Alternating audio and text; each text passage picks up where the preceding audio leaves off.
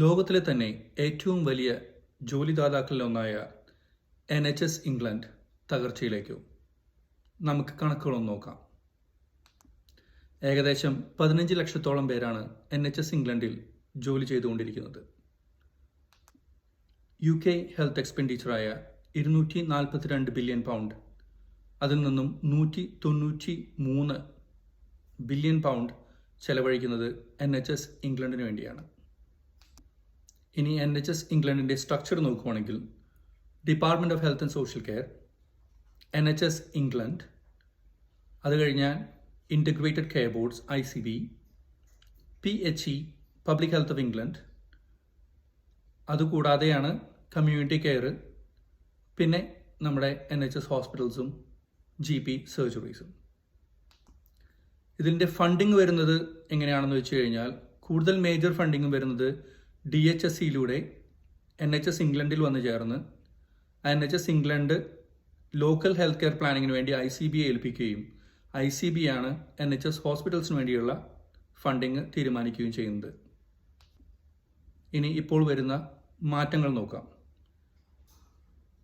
Government കഴിഞ്ഞ വർഷം department of health and social കെയറും NHS ഇംഗ്ലണ്ടും കൂടി മെർജ് ചെയ്യാനും NHS ഇംഗ്ലണ്ട് പിരിച്ചുവിടാനും തീരുമാനിച്ചു. NHS ഇംഗ്ലണ്ടിൽ ഇപ്പോൾ 16,000-ഓളം പേർ ജോലി ചെയ്യുന്നുണ്ട്.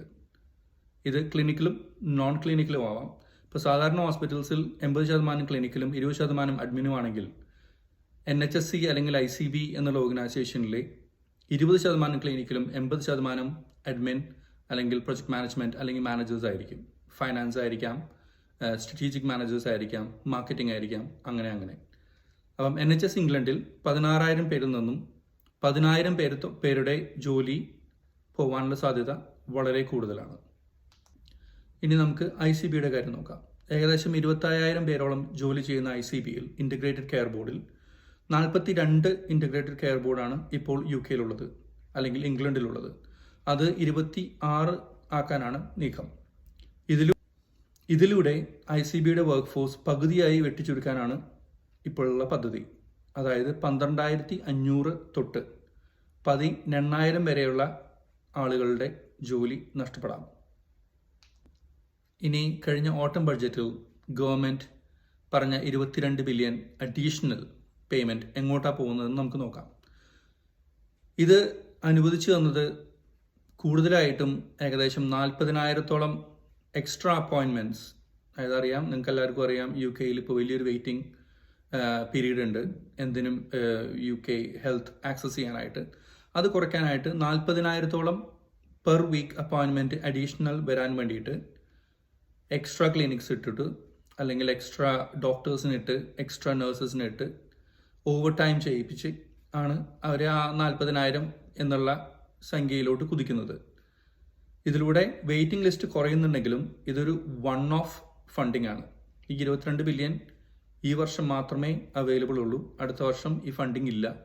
അതുകൊണ്ട് ഈ ബാക്ക്ലോഗ് മൊത്തം തീർത്ത് ഇതൊരു സാധാരണഗതിയിലായിട്ടില്ല എങ്കിൽ ഇതൊരിക്കലും ഒരു പ്രോബ്ലം തീരുന്നില്ല, പ്രോബ്ലം കണ്ടിന്യൂ ചെയ്തുകൊണ്ടേയിരിക്കും. ഗവൺമെൻറ്റിൻ്റെ പ്ലാനിൽ ഈ 22 ബില്യൺ ഈ ഒരു 40,000 എക്സ്ട്രാ അപ്പോയിൻമെൻറ്റ്സിന് വേണ്ടി മാത്രമായിരുന്നില്ല. ബിൽഡിങ്ങുകൾ നന്നാക്കാനും ഡയഗ്നോസ്റ്റിക് കെയർ നന്നാക്കാനും നമ്മുടെ സൈബർ സെക്യൂരിറ്റി NHSനെ നന്നാക്കാനും ഒക്കെ കൂടിയായിരുന്നു ഈ ഫണ്ട്. പക്ഷേ നിർഭാഗ്യവശാൽ ഈ ഫണ്ട് ഇപ്പം ഒന്നിനും തികയാത്തൊരവസ്ഥയിൽ എത്തി നിൽക്കുകയാണ്.